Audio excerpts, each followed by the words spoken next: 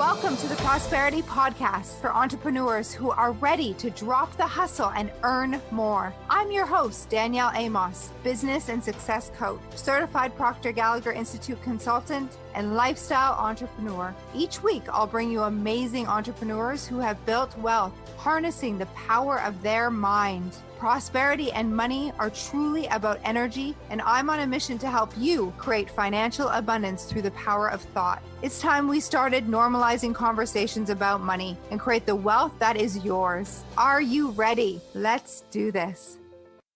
Welcome to episode 145 of the Prosperity Practice, the podcast that has you living your most abundant life. Today, I talk about gratitude. I have got a very special guest. Her name is Shilamida. She's known as the Goddess of Gratitude on Instagram. Shilamida is a spiritual transformation and healthy living lifestyle mentor, podcast hostess of 50 Shades of Shilamida, and branded as the Goddess of Gratitude. She has studied as a massage therapist and Reiki 2 practitioner. She practiced acupuncture and holistic medicine for more than 13 years, and she lives as holistically as possible in mind, body, spirit. She is also a 3-time best-selling personal development author and keynote speaker. She's a mom of 3 boys plus 2 bonus boys and is so grateful to be able to treat all the ailments at home. Gratitude has really helped Shilamida grasp all the blessings in her life. And it was then that she was determined to try and spread awareness of how important practicing gratitude is. You are going to love her. I first met Shilamida in a mastermind I was in with my mentor, Melanie, called The Matrix. And you're going to love her energy, our conversation. I'd love for you to treat it as if you're a fly on the wall. Sit back and listen and notice what we say and how we go back and forth in our understanding and awareness of manifestation, how really to live a life of your dreams. Enjoy. Today, I have a very special guest joining me on the Prosperity Practice. Her name is Shilamida, and her and I met through a mastermind that we were both a part of. And then we spent a few days together in Miami. And then I was a guest on Shilamida's podcast, and here she is on the Prosperity Practice. Welcome. Yay, I'm so excited to be here. Thank you so much for having me. So you're the Goddess of Gratitude. I am. Tell me about how you got that name. Where did this come from? So Goddess of Gratitude was kind of a fluke that caught on, and I ended up owning at some point in my journey. But my claim to fame and how I've gotten to where I am, I give it all the credit to gratitude. Gratitude is the one thing that was the constant in my time of living on food stamps, that every single book that I opened or religion that I tried to study or spiritual person that I, tried to read one of their books, out of every single thing, the common denominator was always gratitude, gratitude, gratitude. And I was in such a bad place in my life 15 years ago that when someone told me to be grateful, I'm like, well, what do I have to be grateful for? Yeah. Right. Like that was the mindset that I had. It was like life was so bad, or I thought, right. Like now looking back in hindsight, like my life wasn't that bad in comparison to like how bad it could have gotten. But it was the one constant. And so it was the one thing that I was able to grab onto and be like, okay, Shilamida, what are you going to be grateful for today? And it was hard for me in the beginning. I'm sure that people who are listening who are not in a good place can relate. Like it's hard to find something to be grateful for. But now at this point, I realize just waking up today is something to be grateful for, right? Like there's so many things to be grateful for. But the Goddess of Gratitude got adopted, I think in 2017. My very first book that I wrote is a gratitude journal. And I was on Instagram. I think my Instagram was called Shilamida Inspires. And I was working with a social media marketing person. And he was like, Instagram is supposed to be fun. And that's not fun. Like, what if we made you the Goddess of Gratitude? And I was like, okay. I love it. I got shivers when you said that you've read all the books, similar to me. Like, I love researching this and what makes a person successful. And I got shivers when you said the common thread that you recognized in all the great books and all the religions and all the principles of success was gratitude. And instantly when you said that, flash on the screen of my mind came the book, The Science of Getting Rich. Do you know that book, Wallace D. Wattles? I feel like I've heard of that, but I haven't read it. It's awesome. I recommend it. And there's a chapter in there on gratitude. And my mentor, Bob, used to say the most important chapters, there were 3. Gratitude was one. The second was leaving everyone with an impression of increase, which is like leaving someone complimenting them authentically, which is impossible to do if you don't have gratitude. Like if you're not seeing the good in others in the situation. And you're right. I was like, as you were saying that, I was like, book after book after book after book. They all have it. Yeah. And it's like the simplest thing, but yet the hardest, because if you're going through a really hard time in your life, it's hard to find the gratitude. Where I have adopted the way of thinking where there's always something to be grateful for. So any given situation that I'm in, if I get upset with my children, if I get mad at my husband, if I get, have some kind of conflict in my business world, I always look for the gratitude. Like, what can I be grateful for in this moment to shift the energy, right? Because I'm an emotional projector by human design. For anybody that knows, I actually have 3 waves of emotion that I have to go through before I can get to like an equal part.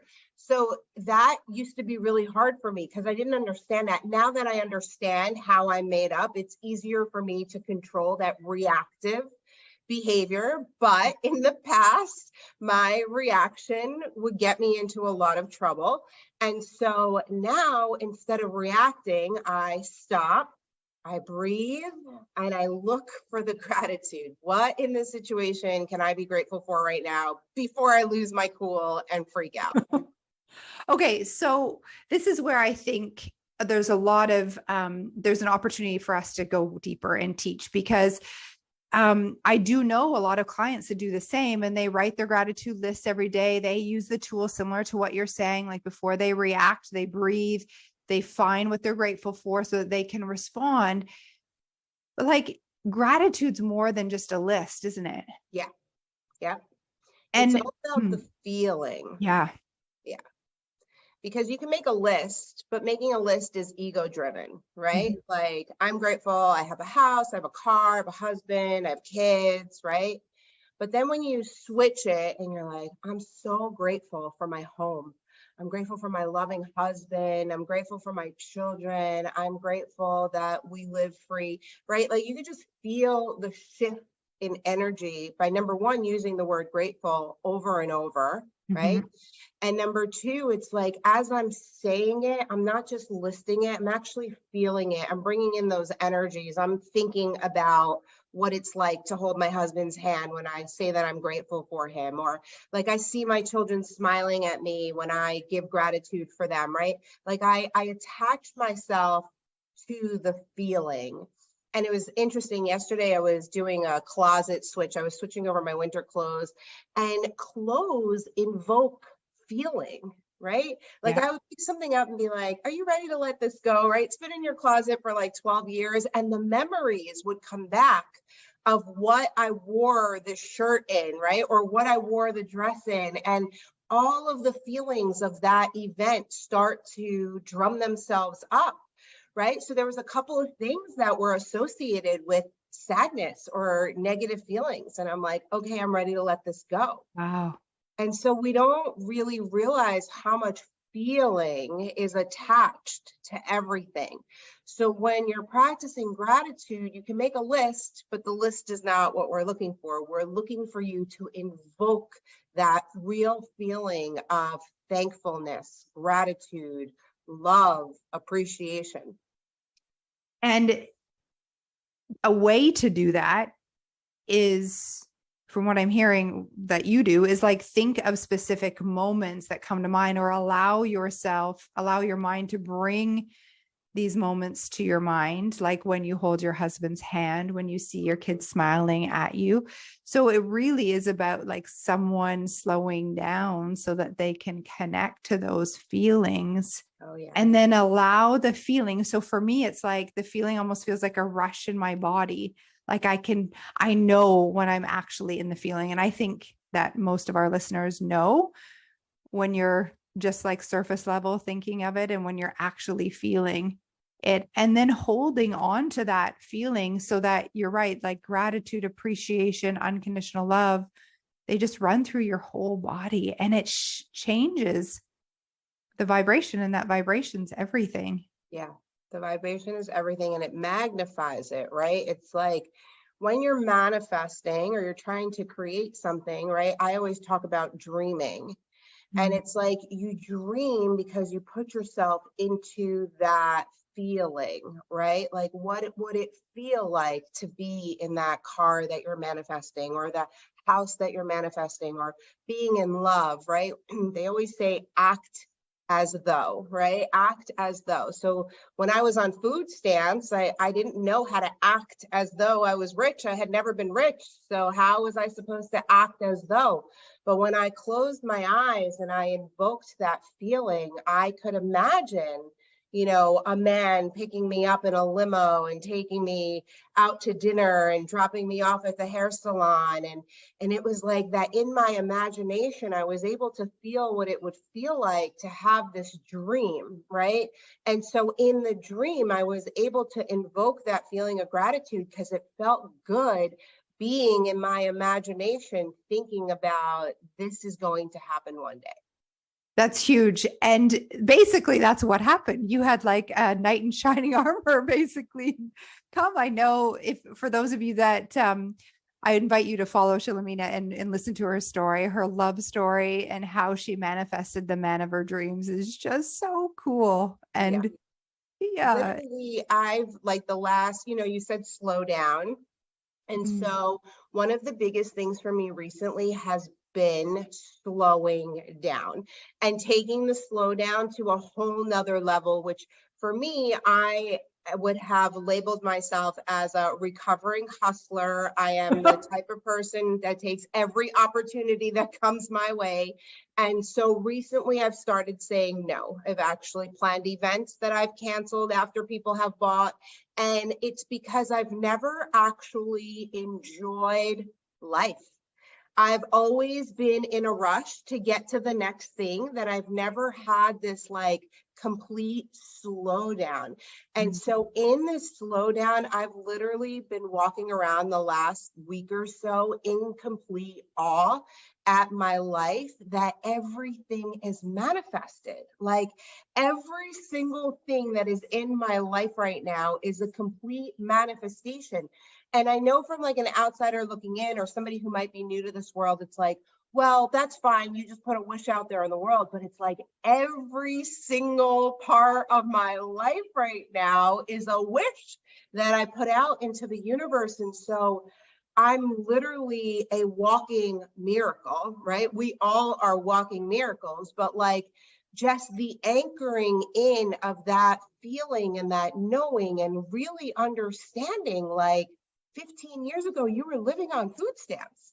Like you were alone, you were a single mom, you were struggling, like there was no, like, there was nothing, right? And it's like, now I look around and I'm like, wow, I'm just so wowed by myself and my life. And, you know, I've been living a pretty magnificent life for a really long time now. I've been with my husband for 12 years, but nothing has shifted the way it has shifted for me really in this past year, in the slowdown, in the realizing like, I don't need to do everything in this second.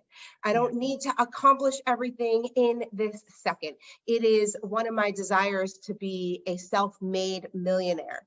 And, you know, my husband's like, well, you are a millionaire. And I'm like, no, you're the millionaire. And I'm so grateful that you've married me and you've given me half of your empire. But I still don't consider that to be my million, right?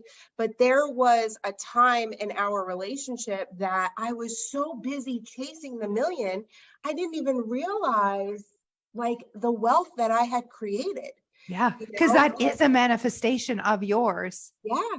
Like, and I often talk to people about how money comes through the path of least resistance, always. So you manifested becoming a millionaire through this attraction of the man. And that is something to be really proud of. I think it's, it's like, it gets people sometimes because exactly what you said. Well, I want it to be mine, but here's the thing. This is the first step of it being, of you creating it now in the business. Right. And what's interesting is that, so I used to be a licensed acupuncturist. I retired in November of 2021. And in 2019, my best year was a $500,000 year, which is huge.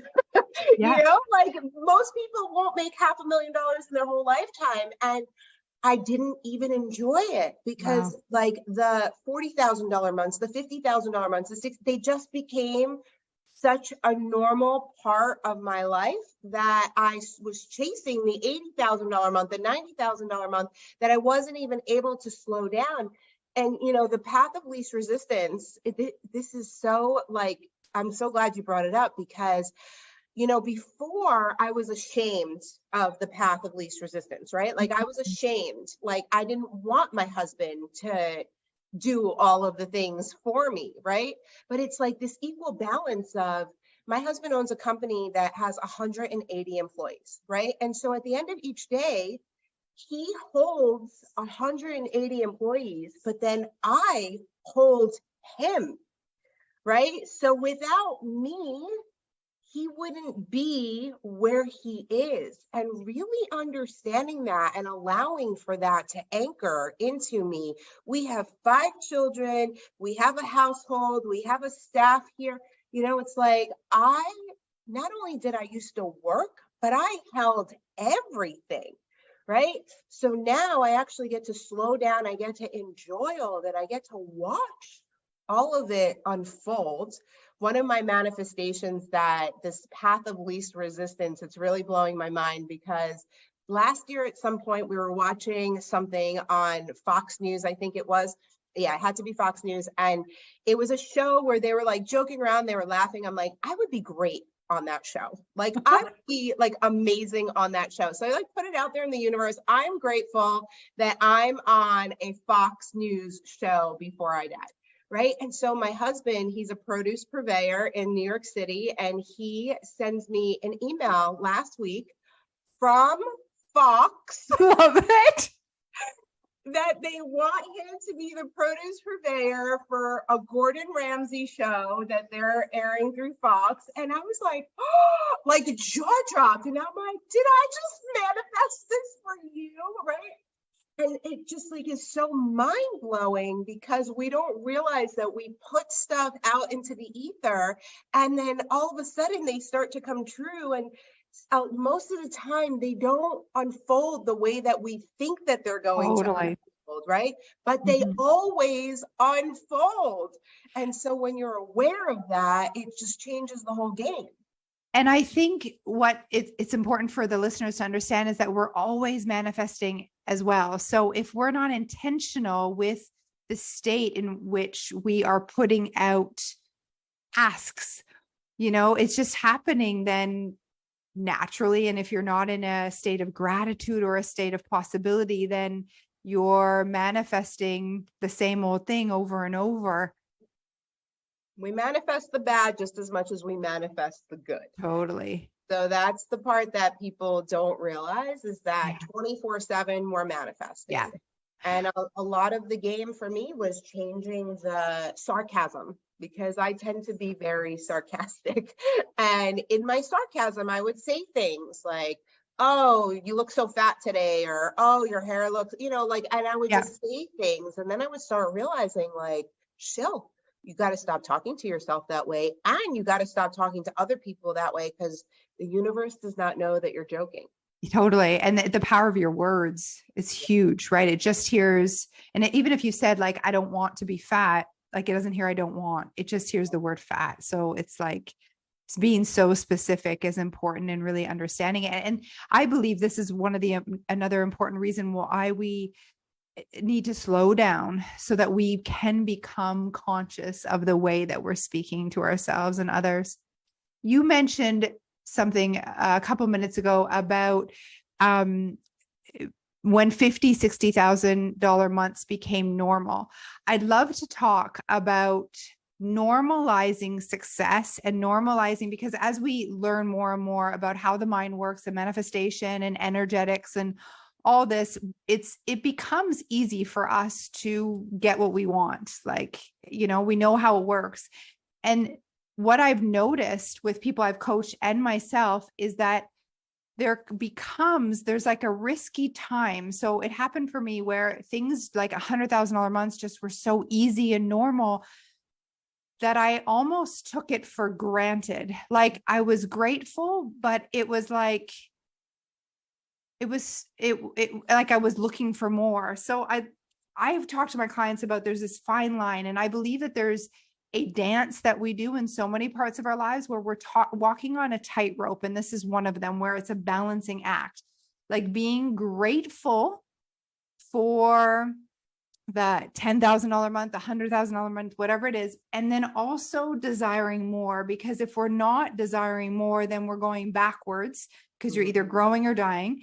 And so this tightrope walk is really being grateful for what you have. So the having, but also grateful for the future desires. Can you talk to me about that? What have you noticed for yourself? Yeah, well, I noticed that recently I've been in something called the void, right? And so I didn't even know the void was a thing, but the void becomes a thing where you are living in a life where you've manifested everything that you've ever asked for, right? And then it's like, well, now what? Totally. Right? It's like, now what? So yeah, I want to be a millionaire, but I'm so content and happy in my life right now. Like, do I really need that? And so, we have the same mentor, and, Melanie and I had a call a few weeks ago, and she kind of said to me, she's like, you are so, like, all I have to do is unlock one little thing and I will blow up. And I know it. She knows it. We all know it. But I'm so happy where I am right now. And I'm so content that, do I want to unlock that, right? Because I'm watching how she gets attacked, right, Totally. in her world. And you see all these big people, you watch the people who are famous. These are the only people that we have as like evidence, right? Yeah.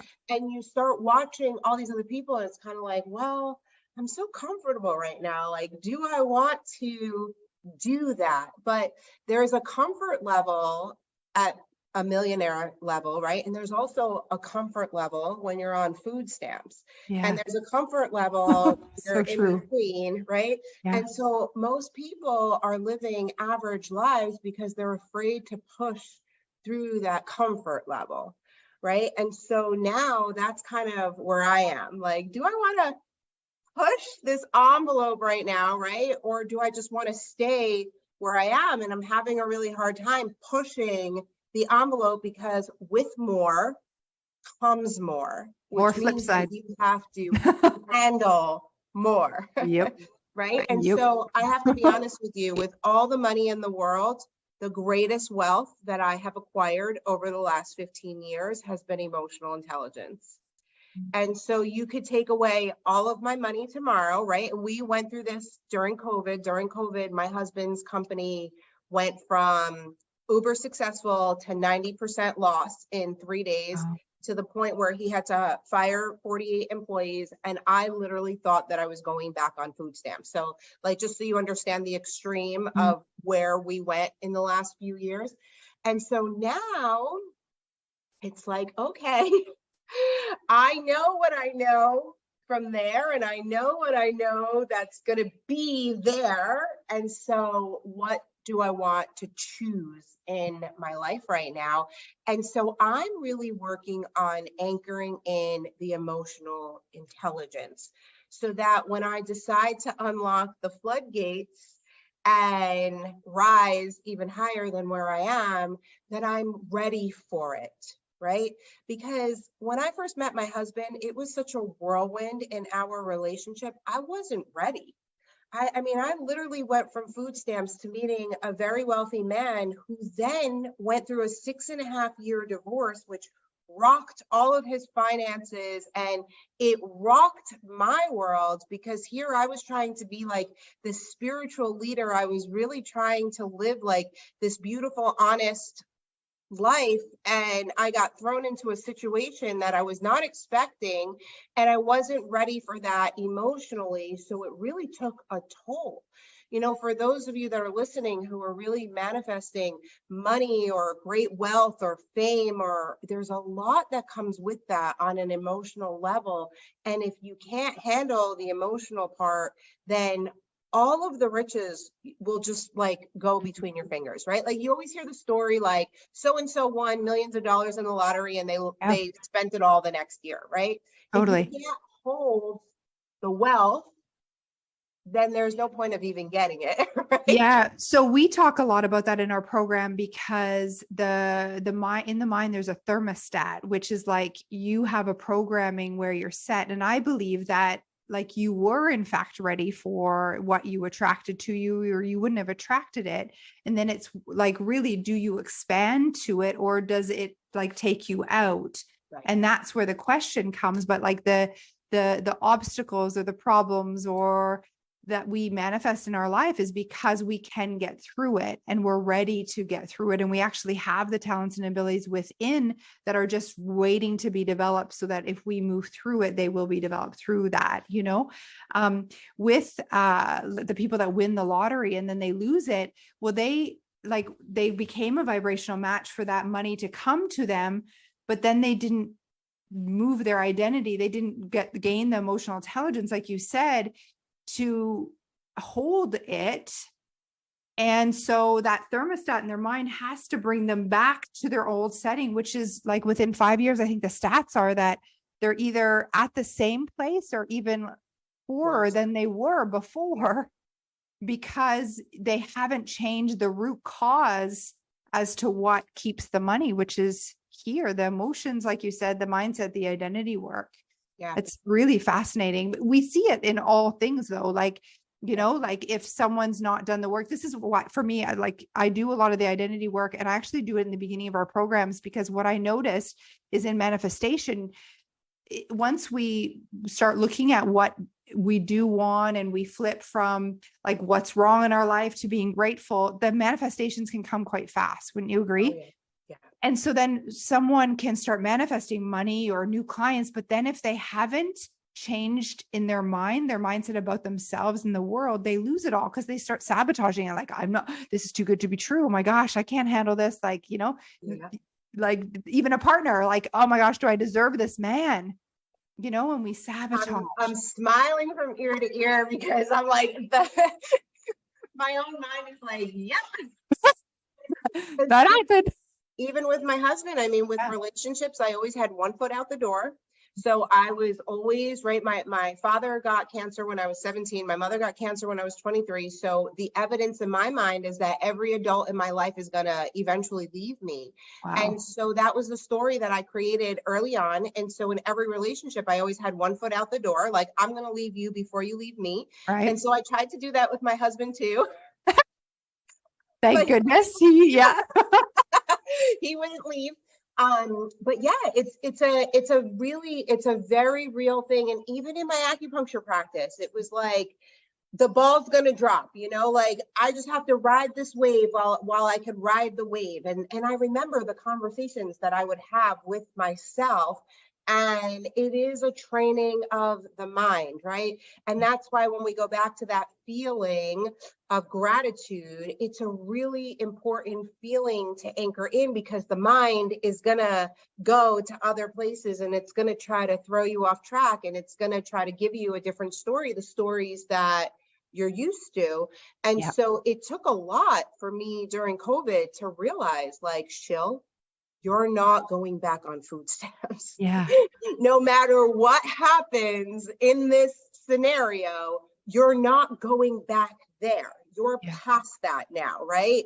And it was a conversation that I needed to have with myself several times to really help myself understand, like, no matter what, you now have the skill set, you have the avenues, you have assets, right? It's like a very different ball game than where I was 15 years ago. But the evidence in my nervous system was like, no, danger, right? Like, this could fall apart any second. Like, because when I was 23 years old, I was a 6-figure salary earner. Yeah. So Wow. at 23, I was already making 6 figures. And then 26, I went on food stamps. So it's like, when COVID happened, the evidence was like, well, you did it once and you fell. So here we go again. Yeah. Right. And it really is a huge reprogramming of the mind.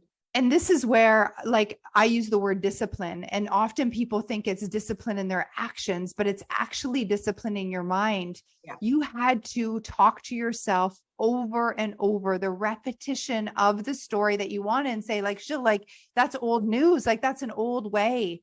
And that takes a lot of freaking courage. That takes a lot of discipline. And it's not easy to do it on your own because of the way that the mind goes down the rabbit hole. And like you said, you have all the evidence of what's happened in the past. So it would have been very easy. And I think people would have been like, oh, Sheila, I understand. Like, it happened before, you know? And that's where I think some people in our circles, like, you know, maybe old friends or whatever, they can sometimes help us stay down there or go back there because they empathize with us. Whereas the people that understand this work, maybe coaches, mentors, they're like, no, Sheila, like, that's actually not your story. You get to decide, like, wake up.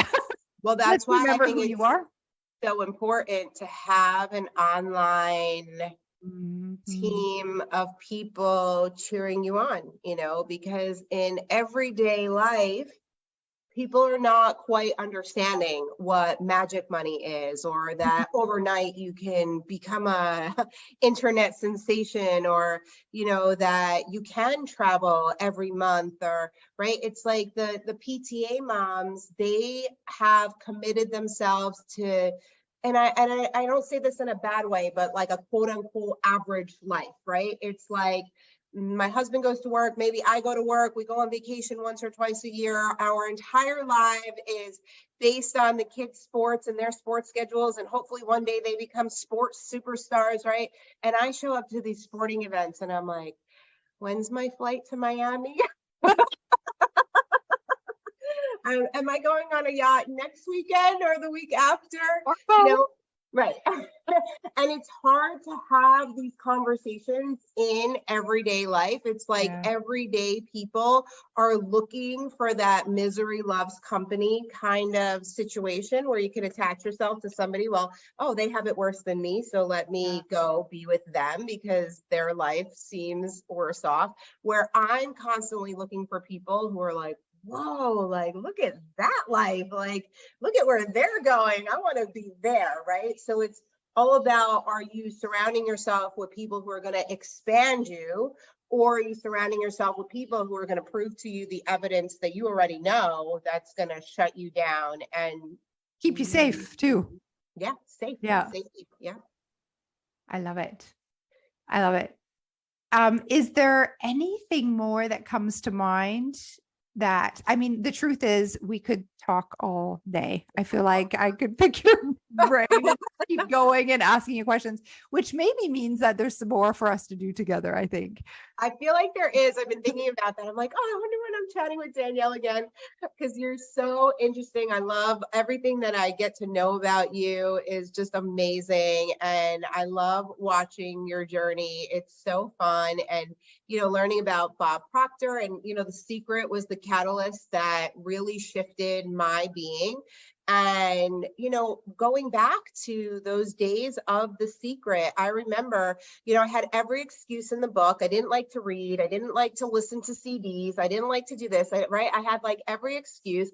And I finally watched the DVD of The Secret, which if you've ever watched it, it's a little far-fetched, you know, like, oh, imagine you want a bike and the bike just appears.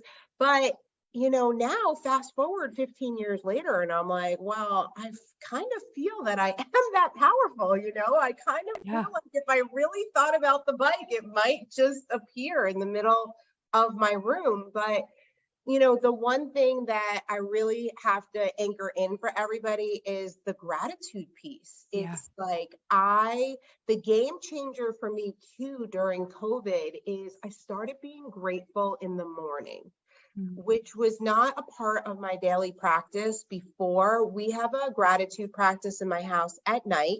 There is not a night that goes by that everybody in my house does not say what they are grateful for.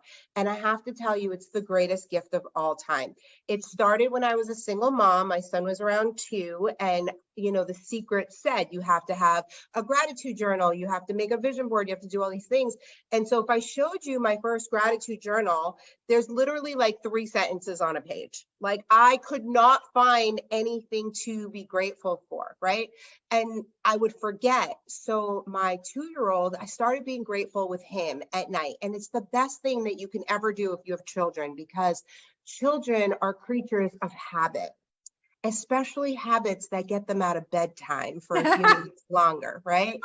So if I would forget to be grateful, my son would say to me, hey, Mom, we weren't grateful yet today. And so we started having this gratitude practice. And now I have 2 other sons who are 8 and 9. And so you can imagine for their entire lives, we've been grateful. And the things that come out of their mouths is just mind blowing. And my little guy, he really gets it.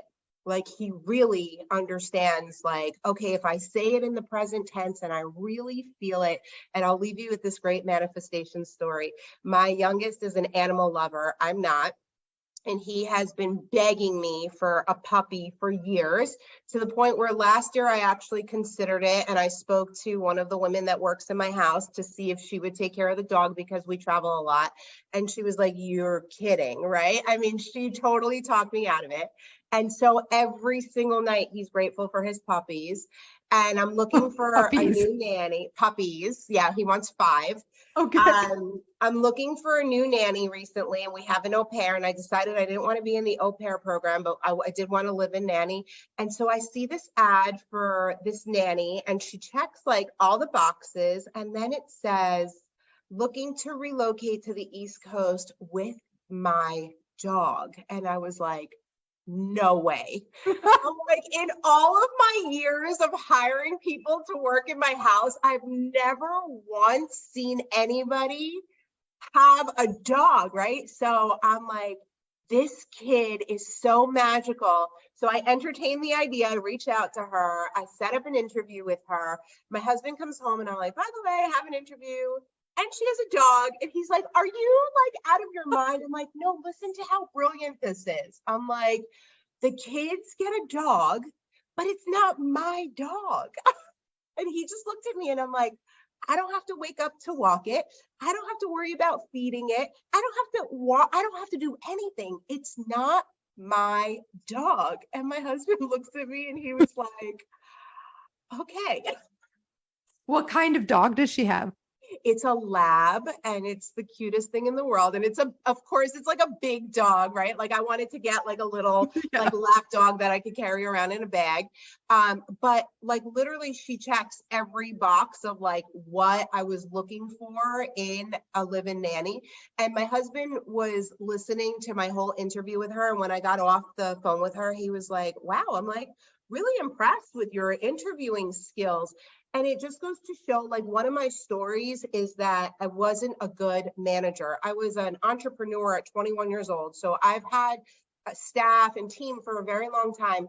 And so over the years, I would find myself doing the work of all of my employees because I had a hard time managing people.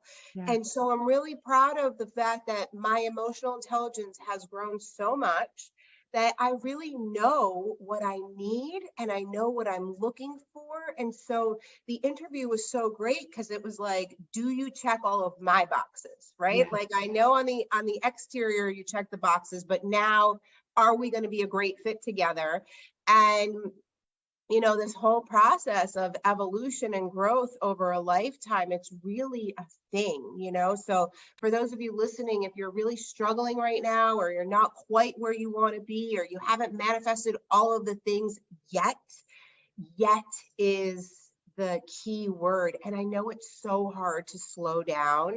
I know it. I was on a retreat in 2018 and my word was surrender. And I really thought that year I surrendered, but fast forward 6 years later, I was nowhere near surrender. Like now I'm finally starting to understand surrender on like deep level, right? Surrender, when you did it 6 years ago, was how you did it then, and it was right then. So now it's like, that's the evolution. That's the growth. There's a saying that Bob says, it's a chapter in his book. He says, let go, let God.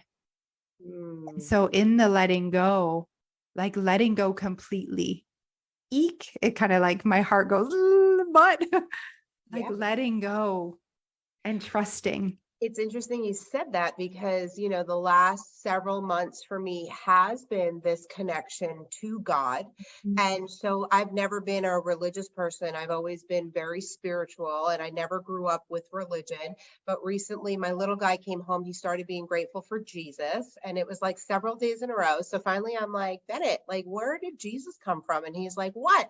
I love Jesus. And I'm like, okay, cool. Mommy will love Jesus too, So I actually started learning about Jesus so that I can have a conversation with him. And in this surrender, what I've realized is that we have this divine connection with God. And so in learning about Jesus, and I don't want to offend anybody, but in learning about Jesus, everybody uses Jesus as this avenue to God.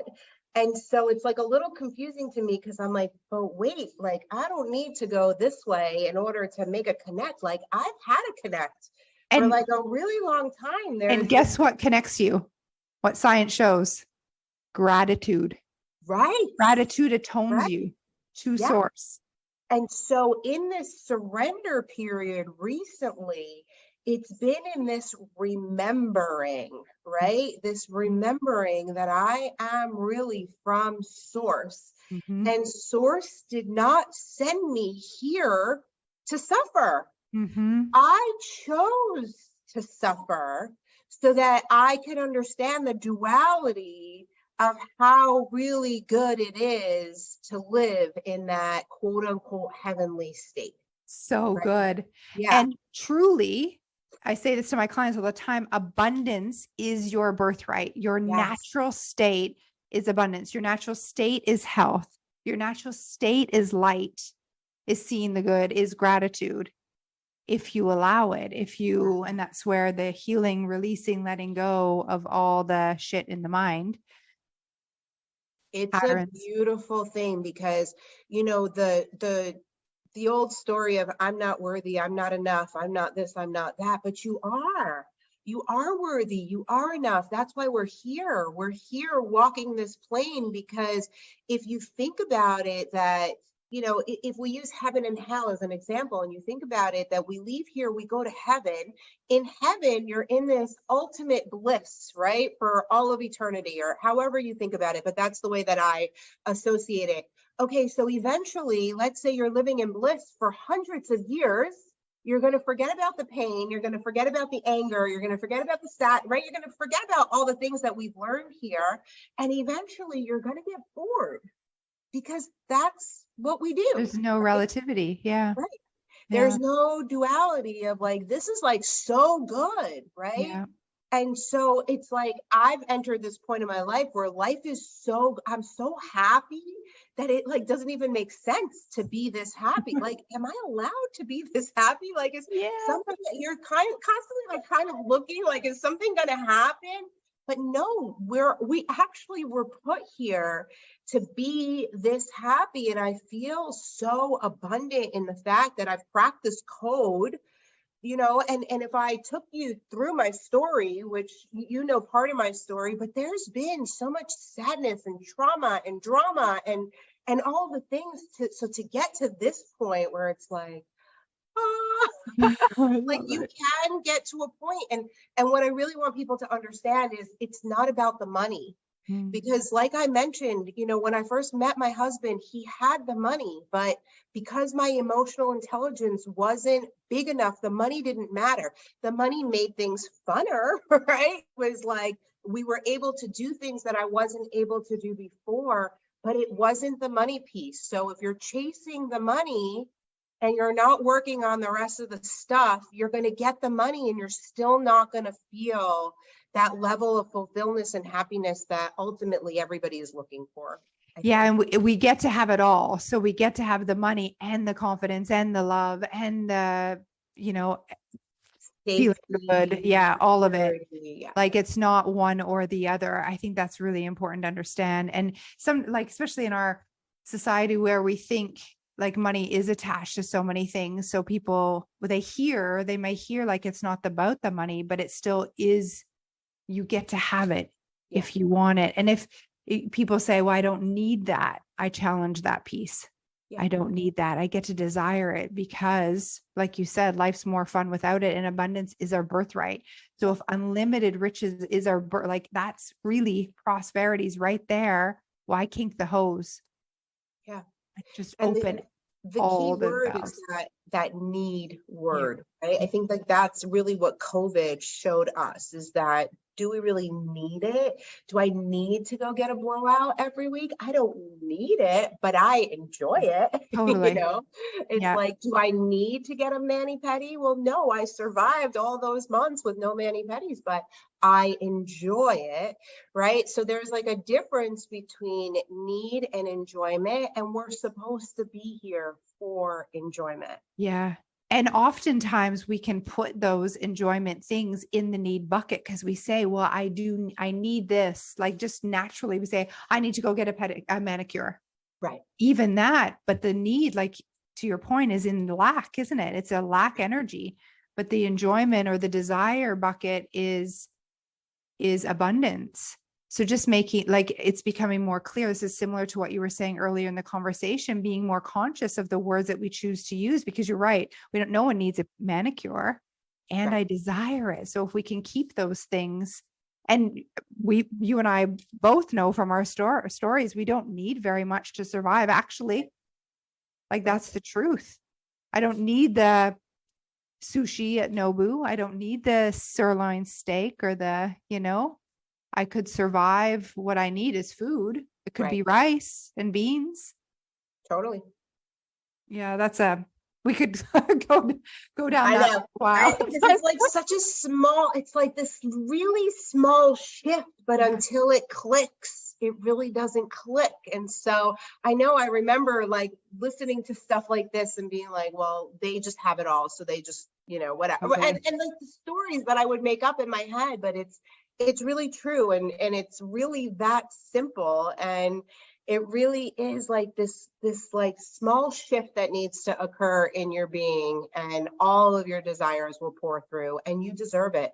No matter what you've done, you deserve it. Yeah, I agree. That's so good. Well, I'd like to say, as we wrap, to you, Shilamida, that I thank you for being the light and the goddess of gratitude, the light that you are in this world to inspire so many people. Just being in your presence is magical. You have a way of being that is just beautiful, full of life and gratitude. Really, it's just incredible. And I want to thank you for that, for who you are in the world. It's amazing. So for all of the listeners, please go follow Shilamida. Please, we'll put her tags in her. She's got a link to a course called Manifest. We're going to put all of that in the show notes. You'll be able to find her links to her website and her books and all the things you can find. And lastly, I want to encourage you to go for it, Shilamida, like you personally, because I know you can handle the flip side. And what's on the other side of this is you think you got it good now. I see it being so freaking good. I know. I'm like, I know, because I know what I've put out there into the universe. I know what I've been manifesting for a long time. So now I'm just like, okay. The world needs you, actually. Yeah, the world needs you. And I know you can handle it. And no matter what that flip side is, you have a community of people around you that you've never had before. So we've got you. Beautiful. Thank you so much. I love you so much. Thank you for having me on your show. Thank you for being you and for doing the work that you're doing in the world. I think it's amazing. And I just love spending time with you. I can't wait to see you again. Thank you. And everyone listening, expect abundance, and we'll see you on the next show.